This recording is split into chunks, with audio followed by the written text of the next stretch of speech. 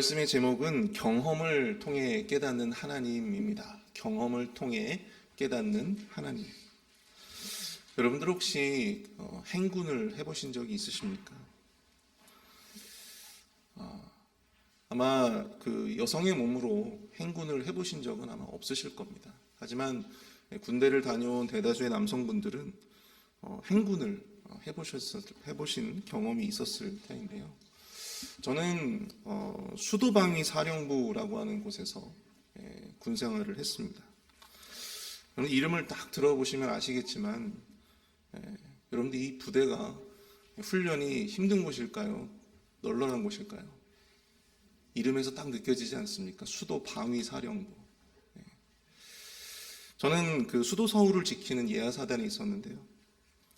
그렇기 때문에 그곳에 참 힘들게 군 생활을 했던 기억이 납니다. 보통 유격 훈련이나 보통 이 혹한기 훈련의 시작과 끝, 그러니까 훈련이 시작하기 전 그리고 그 끝날 때 보통 이제 그 행군을 이제 하게 됩니다. 무조건 완전 군장 행군을 해야만 했습니다. 근데 그 많은 그 행군들 가운데서 여러분들 가장 힘든 그 행군이 어느 때인 줄 아십니까? 바로 이 첫 행군 때입니다. 물론 상병 때나 병장 때에도요, 행군은 힘듭니다.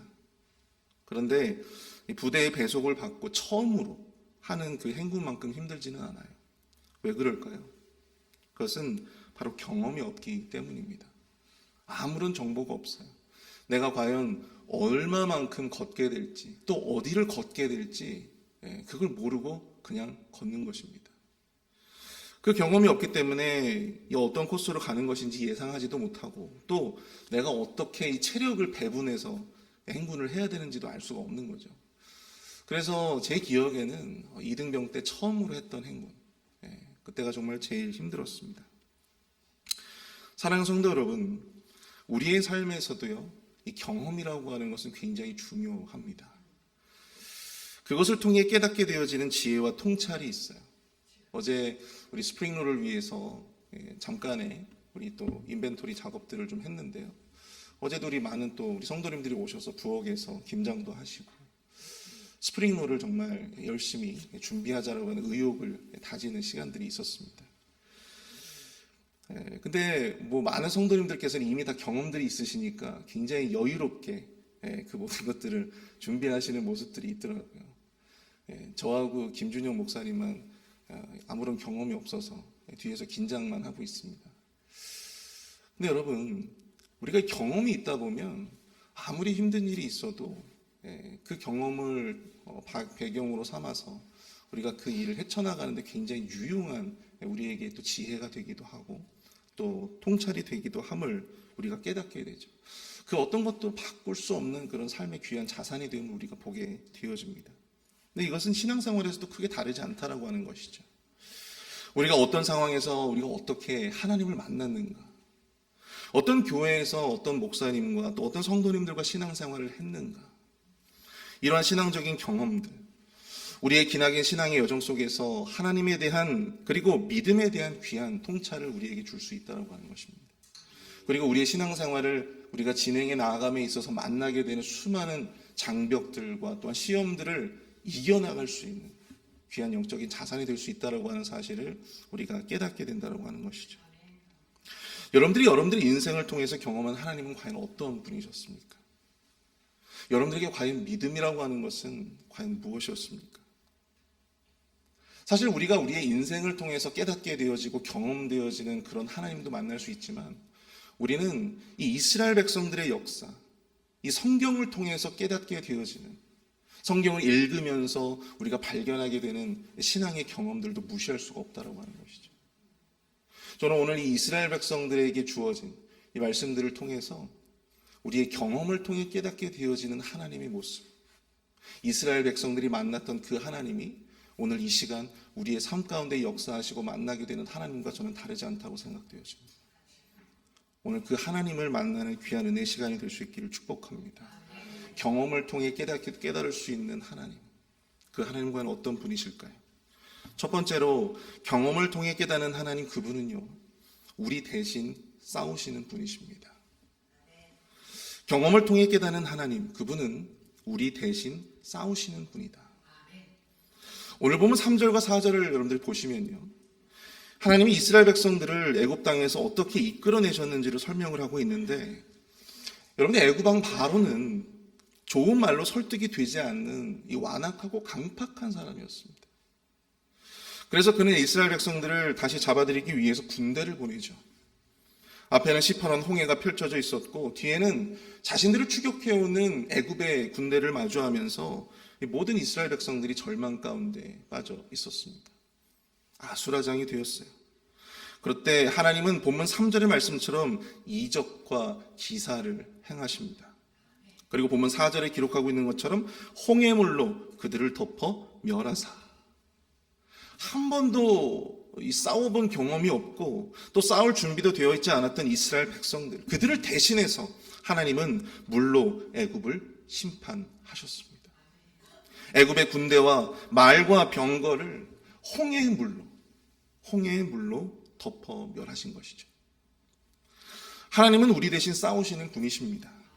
우리가 두렵고 불안하고 어쩔 줄 몰라 우왕좌왕할 때에 하나님은 우리 대신 우리의 대적과 싸우시는 분이다.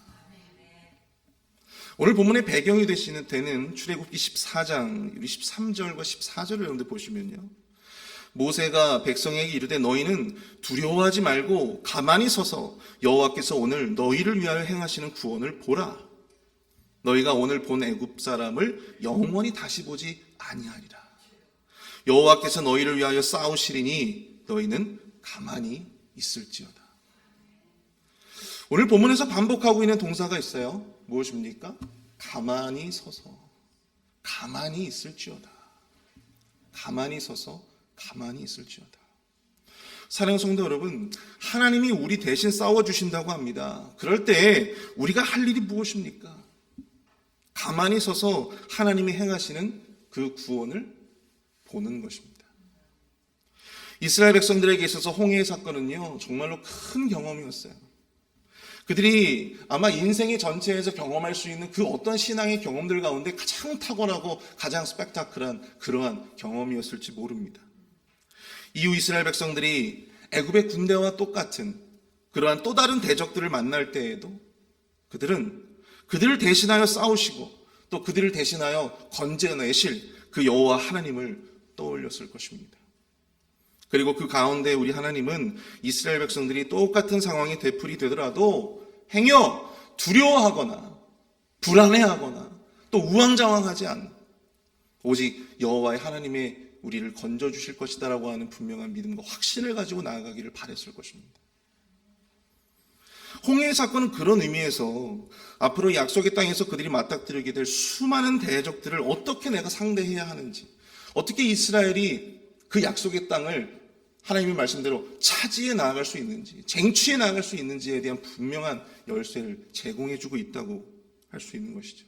분명한 시각 교육의 효과였다라고 하는 것입니다. 근데 참 신기한 것은요, 그 엄청난 경험을 해놓고도 그 많은 사람들 가운데서 이 모세와 여호수아, 갈렙을 제외한 모든 사람들이 그 경험을 잊어버리고 말았다고 하는 것입니다. 이 홍해 사건을 경험했던 사람들 가운데 약속의 땅에 실제로 들어간 사람은 누구밖에 없어요? 갈렙과 여호수아밖에 없었어요. 모든 사람들은 다 어떻게 되었습니까? 다 광야에서 죽게 되었다고 하는 것이죠.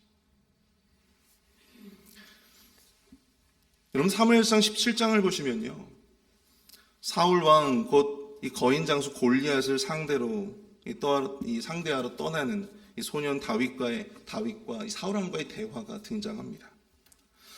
사울이 너무 걱정이 된 나머지 다윗을 불러서 다윗을 만류합니다. 야, 너 가지 마라. 네가 어차피 상대할 사람이 아니다. 그런데 그런 사울에게 다윗이 이런 고백을 하게 됩니다. 37절인데요. 또 다윗이 이르되 여호와께서 나를 사자의 발톱과 곰의 발톱에서도 건져내셨은즉 나를 이 블레셋 사람의 손에서도 건져내시리이다. 다윗의 믿음과 용기가 여러분들 어디서 나왔을까요? 목동 시절에 그는 사자와 곰의 발톱에서도 자신을 건져내셨던 여호와 하나님을 만났습니다. 그리고 그 경험이 쌓이고 쌓여서 이제 거인 장수 골리앗 앞에서도 그는 두려워하지 않고 담대하게 그 앞에 나설 수 있게 되었습니다.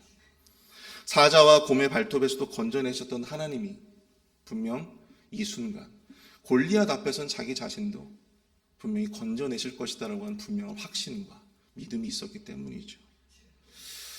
그 대신 싸워주실 하나님을 그는 분명히 확신했기 때문에 그는 뚜벅뚜벅 담대하게 골리앗 앞으로 전진해 나갈 수 있었다라고 하는 사실입니다.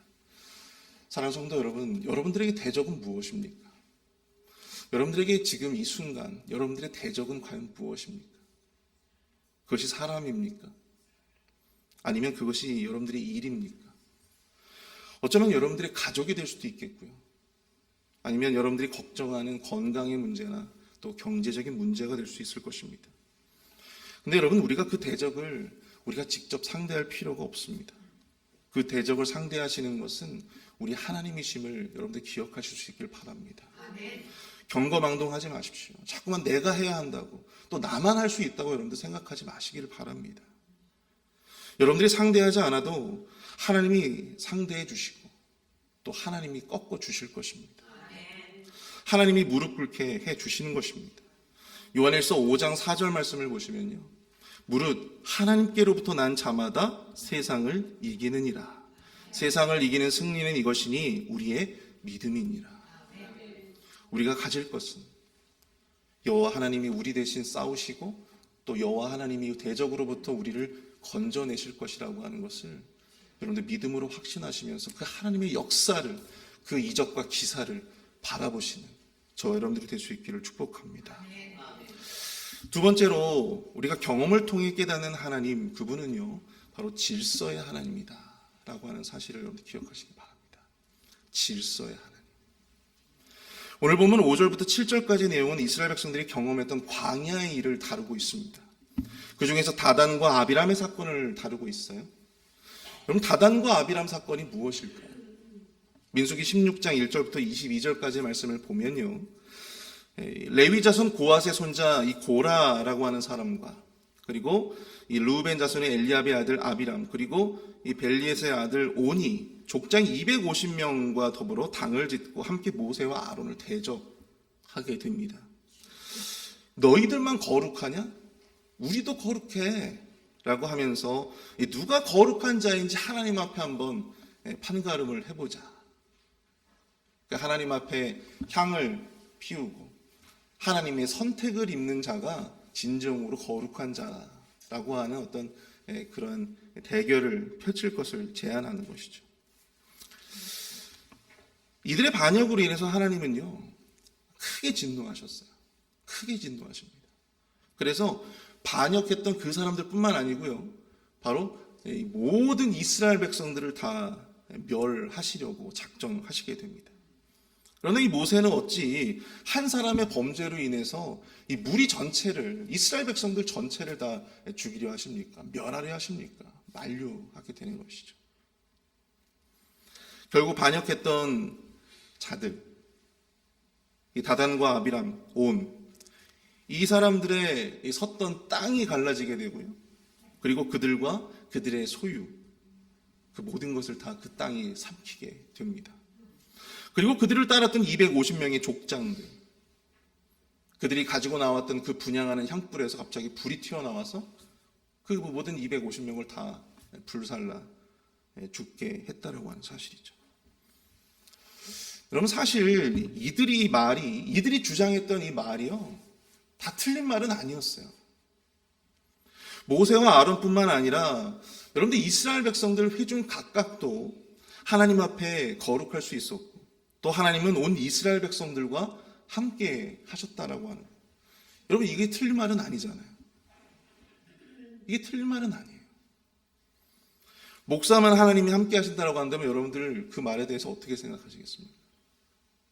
목사만 거룩하고 또 목사만 하나님이 함께 하시고 목사의 그 걸음걸음에 하나님만이 함께 하신다라고 하면 여러분들 그 말을 믿으시겠습니까? 인정하시겠어요? 그럴 수 없죠.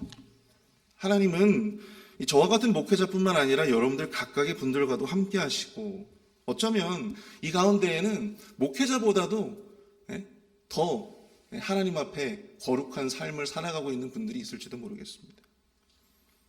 다단과 아비람 온의 주장이 모두 틀린 말은 아니지만 분명 하나님은 그들의 그 모든 행위를 하나님이 인정하지 않으셨다고 하는 사실이에요.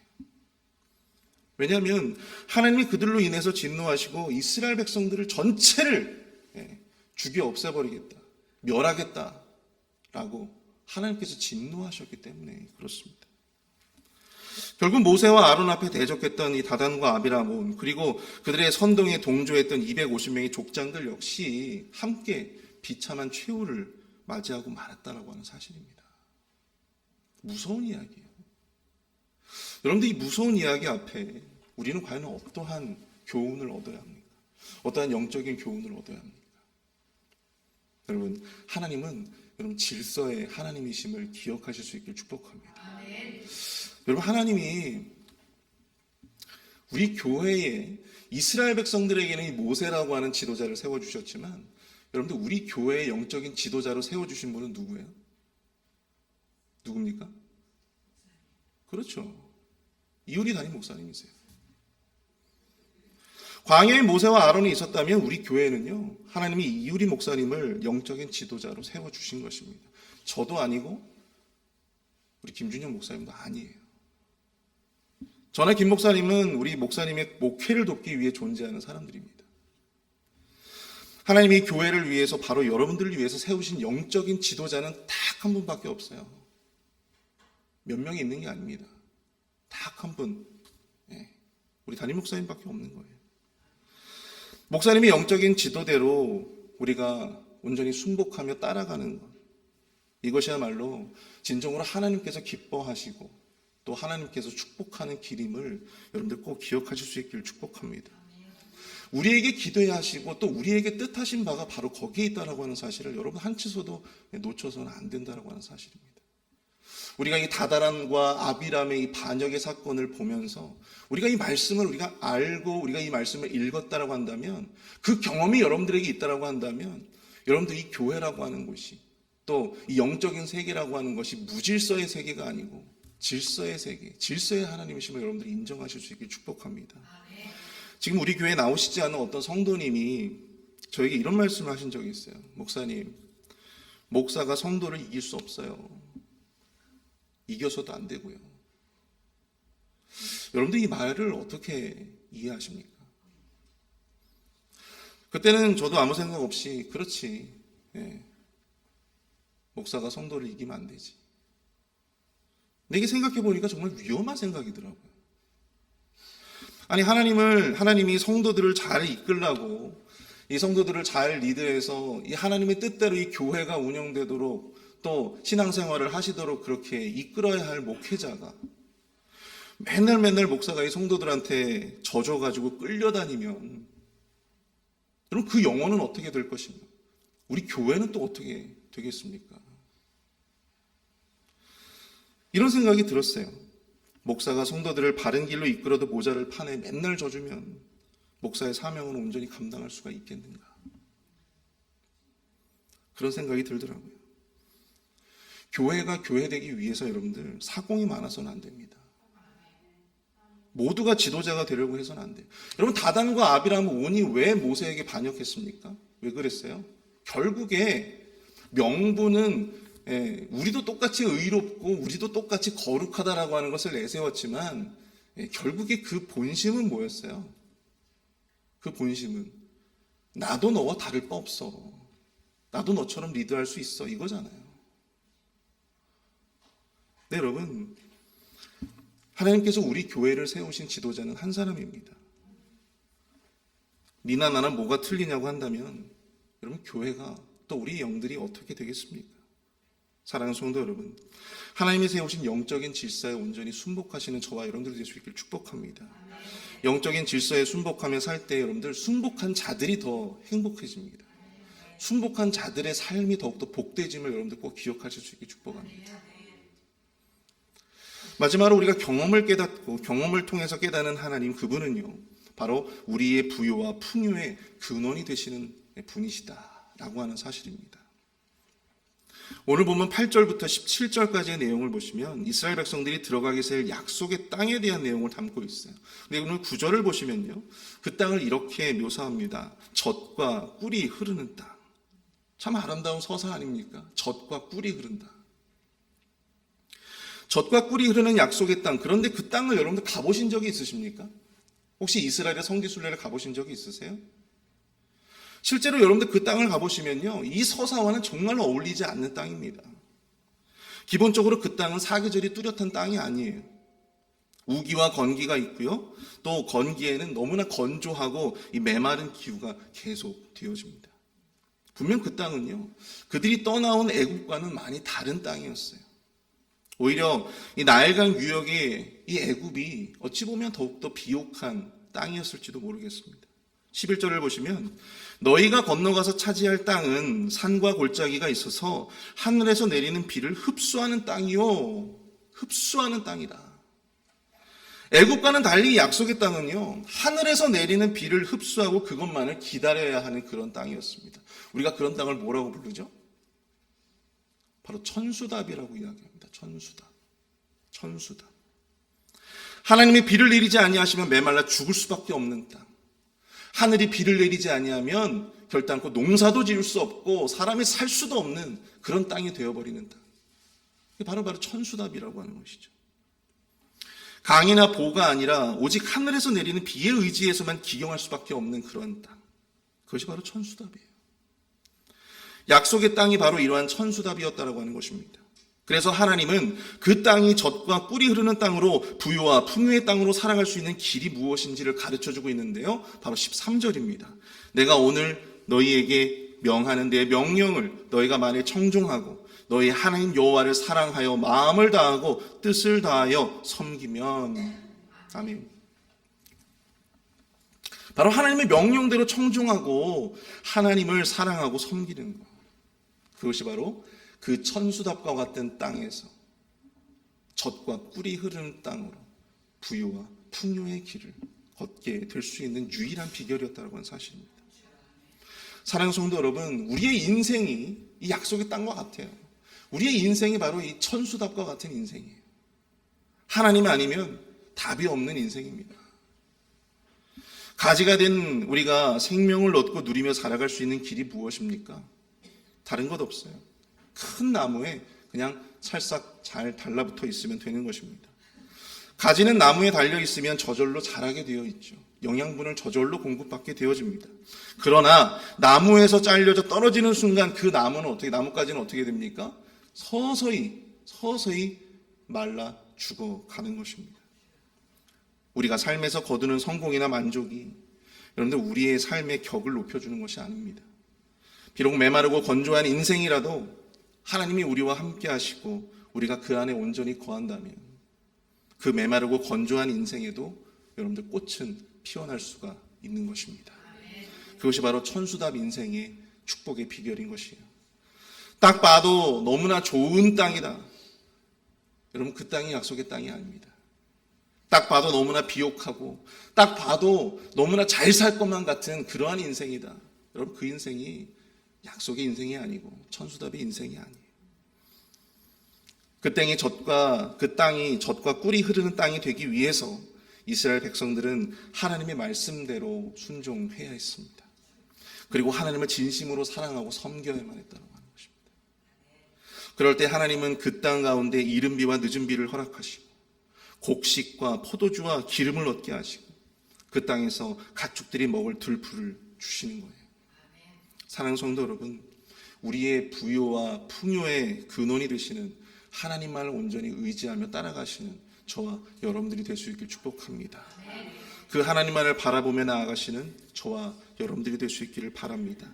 내가 만드는 약속의 땅이 아니고요, 바로 하나님이 만들어주시는 약속의 땅, 하나님이 그 은혜의 천수답에 거하는 그런 저와 여러분들이 될 수 있기를 축복합니다. 우리 다 함께 오늘 말씀을 생각하면서 함께 합심해서 기도하도록 하겠습니다.